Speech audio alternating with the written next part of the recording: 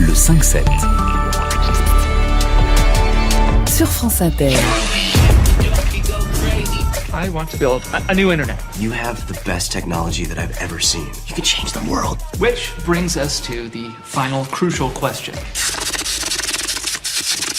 Now, Jared, we agreed not to do the drum roll? We did. Extrait de la série Silicon Valley, longtemps diffusée sur HBO et en France sur OCS série. Et c'est votre coup de cœur, Colas Zibo. Bonjour. Bonjour Eric, bonjour Catherine. Vous êtes responsable de la cellule vidéo de France Inter. Alors, Silicon Valley, c'est l'univers de la high-tech, c'est là où se décide le monde de demain. On va reprendre l'histoire depuis le début. C'est surtout au départ l'histoire de 5 geeks qui vivent dans un même squat, une maison en banlieue de Palo Alto. De Palo Alto. De Palo Alto, la mecque de la Silicon Valley. Ouais, alors en fait, c'est comme dans les mythologies des histoires de Steve Jobs. Ils sont dans un garage dans la Silicon Valley, là où a commencé Steve Jobs et son compère Steve Wozniak au début des années 70. Et alors, qu'est-ce qui se passe ? Ils vont mettre au point un algorithme de compression des données et ça va changer leur vie.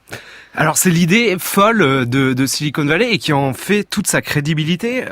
Souvent, les séries ou les façons d'aborder le numérique de manière générale au cinéma, on l'écueille de parler du numérique d'une façon assez distante ou futile ou assez fake. En réalité, là, l'idée de base, elle est formidable. C'est de dire que si on arrive à compresser tous les fichiers dans un rapport de 2 à 4 par rapport à l'état actuel de la compression, l'Internet dans son intégralité va être beaucoup plus rapide parce que les fichiers qui vont prendront moins de place. Ils prendront moins de place et du coup on aura moins besoin d'avoir des connexions à très haut débit. Ce qui est fascinant dans cette série Silicon Valley, c'est qu'on assiste là à un autre aspect du rêve américain. Avant, l'incarnation du rêve américain, c'était un businessman millionnaire, voire milliardaire, mais physiquement assez sportif, en tout cas ayant beaucoup d'allure. Et là, on est face à des millionnaires potentiels, totalement désemparés, un peu neudes et totalement maladroits dans leur vie affective et mal dans leur peau.